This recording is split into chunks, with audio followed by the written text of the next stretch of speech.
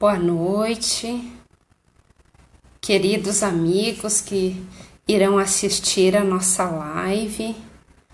Com muita alegria que estamos aqui para podermos refletir sobre um tema tão importante que a doutrina espírita nos traz. Então, para darmos início, nós vamos fazer a nossa prece. Senhor, nós te somos gratos pela saúde, pela vida, por fazermos parte dessa família, Sociedade Espírita Jesus de Nazaré, por termos ali a oportunidade do contato com essa doutrina que tanto nos esclarece, nos conforta, que nos oportuniza o amor, a caridade, o autoconhecimento e nos permite, Senhor, tirar as viseiras que nos impedem de ver o nosso próximo, o nosso irmão, que necessita do nosso olhar de amor. E assim nós rogamos aos mentores amigos que nos inspirem, que nos iluminem a passar essa mensagem tão importante para os corações que aqui estão ligados aos nossos. Que assim seja. Queridos irmãos, hoje nós vamos tratar do tema Nos Caminhos da Fé. Na semana anterior, nós já tivemos uma outra live com esse mesmo tema, mas o tema fé tem muitos aspectos para refletirmos. E hoje nós vamos trazer um aspecto diferente. Hoje nós vamos nos basear no livro Palavras de Vida Eterna, no capítulo 5. Esse livro foi psicografado por Francisco Cândido Xavier, ditado pelo Espírito Emmanuel. E nesse tema, Emmanuel faz uma reflexão sobre uma frase do apóstolo Tiago: a fé, se não tiver obras, é morta em si mesma. Tiago, capítulo 2, versículo 17. Então, o nosso tema hoje vai nos permitir entender melhor essa questão da fé com obras, a fé embasada nas obras, realizada nas obras. O nosso amigo Emmanuel, ele nos diz o seguinte: imaginemos o mundo transformado num templo vasto, respeitável sem dúvida, mas plenamente superlotado de criaturas em perene adoração ao céu. Por dentro, a fé reinando sublime, orações primorosas, discursos admiráveis, louvores e cânticos, mas por fora o trabalho esquecido, campos ao desamparo, enxadas ao abandono, lareiras em cinza. E Emmanuel nos questiona: de que teria valido a exaltação exclusiva da fé, senão para estender a morte no mundo que o Senhor nos confiou para a glória da vida? Meus queridos amigos, nós nos questionamos sempre onde estaria Jesus ou o que ele estaria fazendo nos 30 primeiros anos da vida dele. Será que ele ficou se preparando para a missão dos 3 anos, dos 30 aos 33? Então, nós vamos responder essa pergunta. Jesus ficou laborando junto com o seu pai, José, na oficina de carpintaria do seu pai encarnado. Jesus é conhecido também como carpinteiro. Ele ficou praticando um ofício, uma profissão. Amigos, toda a vida de Jesus é uma grande lição para nós. Cada momento da vida do Mestre é uma lição para nós. E ele, com esta iniciativa, o que ele quis nos ensinar? Que o trabalho é essencial na nossa vida. No Livro dos Espíritos, nas leis morais, uma das leis é a lei do trabalho, que é toda atividade útil.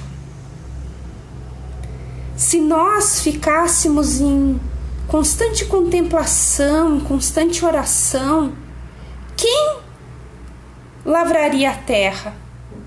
Quem teceria os nossos tecidos? Quem colheria e plantaria o nosso alimento? Quem transportaria? Quem venderia? Quem faria o alimento? Quem escreveria os livros? Então, queridos irmãos, o grande escritor russo, um dos principais de todos os tempos, Leão Tolstói, nos contou uma história onde um sacerdote convidou um lavrador para que viesse com ele orar. E o lavrador disse: "Me desculpe, senhor sacerdote, eu não posso lhe acompanhar porque estou arando a terra neste momento." E o sacerdote ficou pensando e disse: "Sim, tu tens razão. Primeiro o trabalho, primeiro arar, para depois orar." Qual é a diferença entre o trabalho e a oração? É uma única letra: arar e orar. É impossível a fé sem obras, queridos irmãos. Jesus também no Evangelho, que a todo momento ele ensinava aos apóstolos, quando passavam por um caminho e viram que uma figueira estava somente com as suas folhas, não tinha nenhum fruto. No outro dia, quando retornaram, eles viram que a figueira tinha secado. E eles, na ignorância deles, eles disseram: "Mestre, a sua maldição secou a figueira." E Jesus disse: "Não, eu estava ensinando uma lição para vocês." E ali ele explicou que todo aquele que está somente na aparência do bem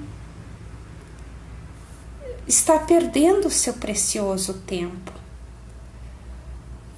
Aquelas orações belas, aqueles oradores que têm um verbo inflamado, iluminado,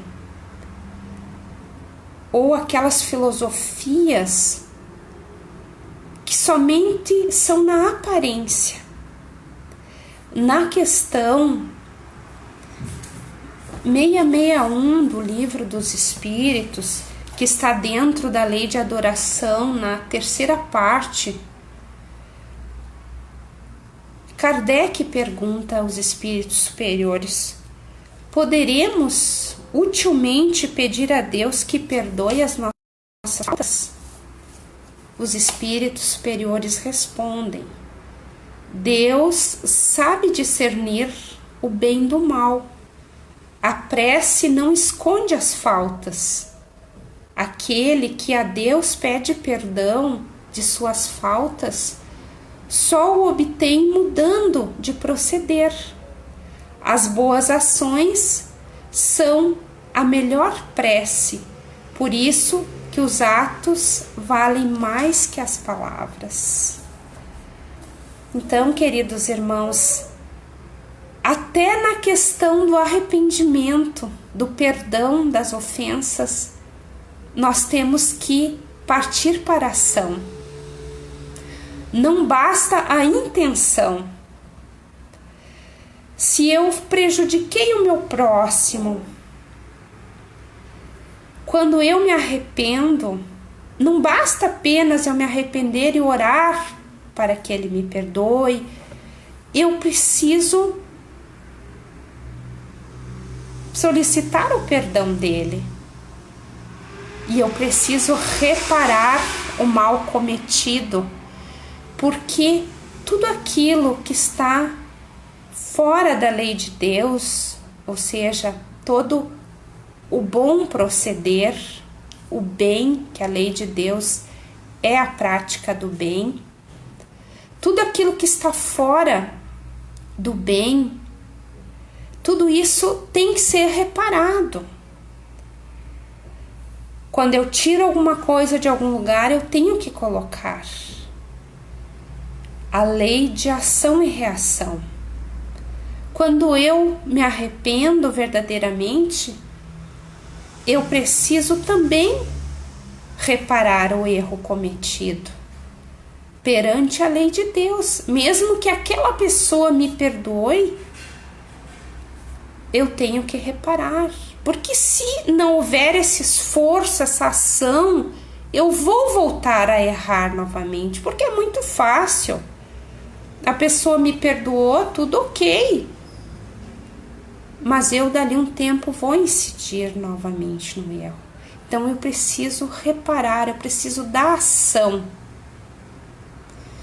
E toda a intenção nobre tem que ter uma ação nobre. Só querer filosofar, só querer orar, não vai resolver as questões. Se eu ficar aqui orando e eu não for trabalhar, quem vai me sustentar? É no trabalho que eu vou desenvolver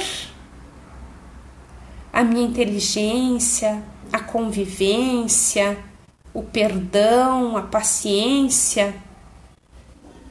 É claro que o ideal é que eu inicie as minhas atividades com uma prece.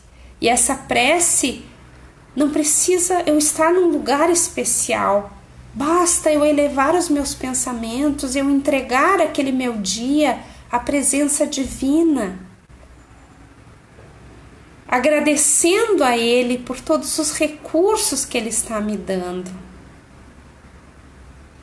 E então eu ir com bom ânimo para as minhas atividades, para o meu trabalho, confiante.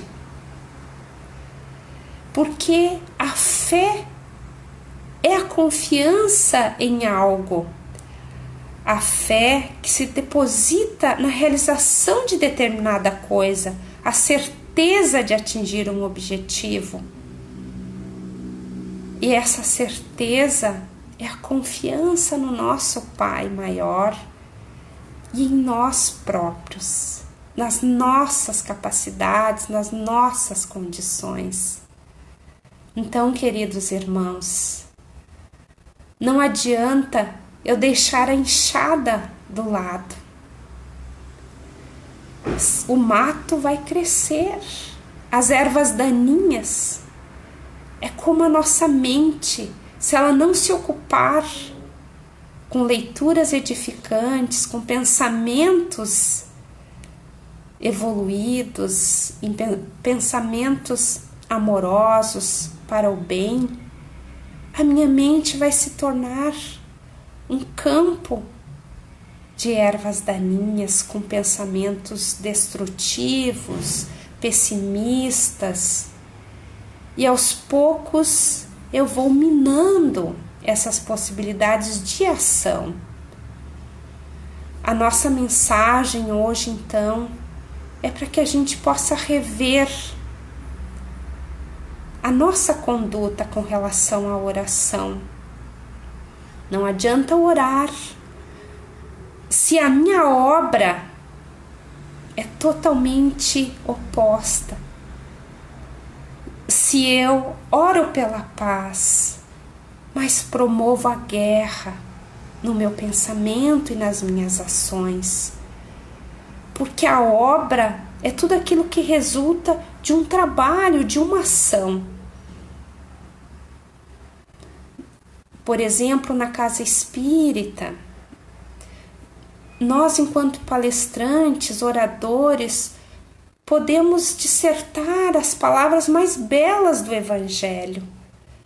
Mas se isso nada tiver com as nossas ações, alinhado com as nossas ações no trabalho, no trânsito, na nossa família, na sociedade, são palavras vazias. Quando nós desencarnarmos, o passaporte são as nossas obras. Diga-se de passagem, o passaporte para as colônias espirituais ou para os umbrais, porque as nossas obras também poderão ser do mal. Também se semeia ervas daninhas ou pés de venenos. Agora, semear os frutos, as árvores que darão frutos. Isso é uma escolha, meus irmãos, nossas. E para encerrar, o Espírito Emmanuel nos diz o seguinte: é por isso que fé e obras se completam no sistema de nossas relações com a vida superior. Prece e trabalho, santuário e oficina, cultura e caridade, ideal e realização. Nesse sentido, Jesus é o nosso exemplo indiscutível. Não se limitou o Senhor à simples glorificação de Deus nos passos divinos, quanto à edificação dos homens. Por amor infinitamente a Deus, na sublime tarefa que lhe foi cometida, desceu à esfera dos homens e entregou-se à obra do amor infadigável, levantando-nos da sombra terrestre para a luz espiritual.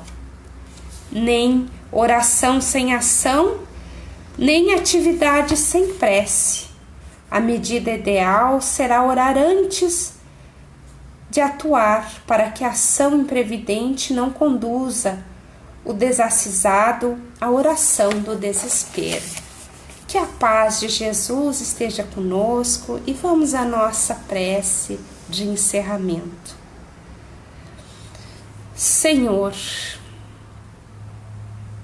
espíritos amigos que aqui estão e que estão com cada um dos que nos acompanham nessa reflexão tão importante para o nosso progresso, que possam envolver a cada um, cada familiar, cada coração aflito,